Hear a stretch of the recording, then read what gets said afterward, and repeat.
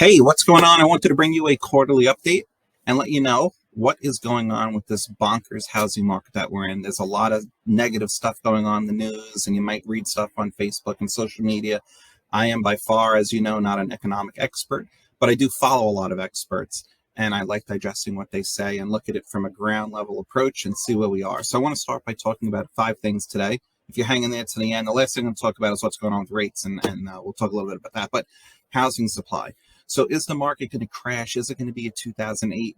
From the data that I'm reading and seeing, it is not going to be anything like 2008 for a few reasons. Number one, the standards of getting a mortgage right now are far greater than they were back then. Back then, many of you got loans. You walk in with a W-2, make up an income, the bank gives you a loan.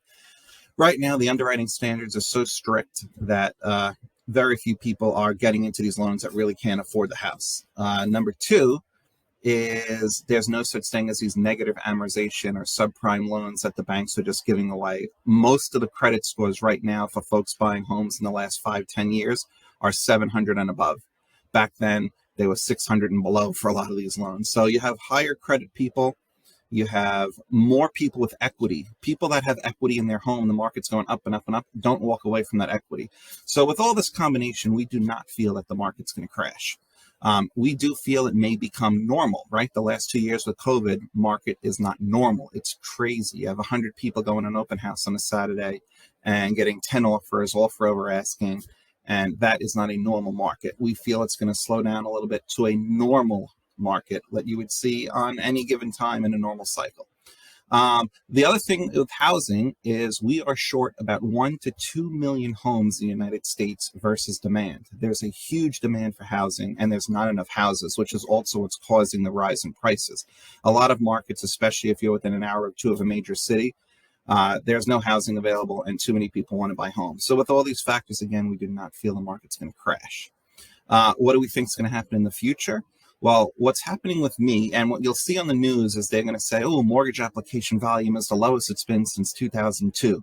And the reality of that is, yes, there's not a lot of new applications coming in, but what they're not telling you is how many people have already been pre-approved over the last 2 years and are waiting to buy houses. So these people don't need to keep reapplying. They have pending applications and just can't find homes. So when they say that application volume is down, maybe in a small aspect of that, it is down a little bit, but it doesn't mean there's not a lot of pre-approved people out there that don't need to keep reapplying. So what we think with the future is the market may level down. A lot of these first-time buyers that were qualifying for $500,000, $600,000, $700,000 homes here on, let's say, Long Island, when rates are at 2.5% or 3%, can no longer afford those. And now that rates are going to be 6%, maybe even we'll see 7%. They can afford homes to maybe 200,000 or 300,000, which don't exist here on Long Island. So if they go to other parts of the country, there's affordable housing for them, and they can do it. Other markets, they're going to get knocked out. Doesn't mean they don't want to buy a home. They still have a desire to buy, and when rates come back down, they're going to be back in the market. So we think this push to buy housing is going to continue for years, and we may even still see appreciation in prices. Now let's talk about rates if you're still hanging in there listening to me. Rates right now, I think the national average I just heard is just above 6%. And that's if you're putting 20% down with excellent credit.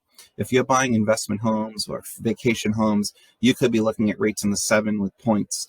So the good news is we're still lending, right? If you want to buy a vacation home, you want to buy an investment property, you want to buy a 4-family unit, you want to renovate your home instead of going out and trying to battle this market to buy housing, we could fix you up with a renovation loan and do all kinds of stuff. So there's a link at the bottom if you want to click and make an appointment with me. But I wanted to bring you this market update. We're at 4 minutes. I'm going to try and keep it under 5, like I said. And I hope you and your families are doing great, staying healthy. And we're here to help you if you need anything. Mike Natta, Movement Mortgage. Bye-bye.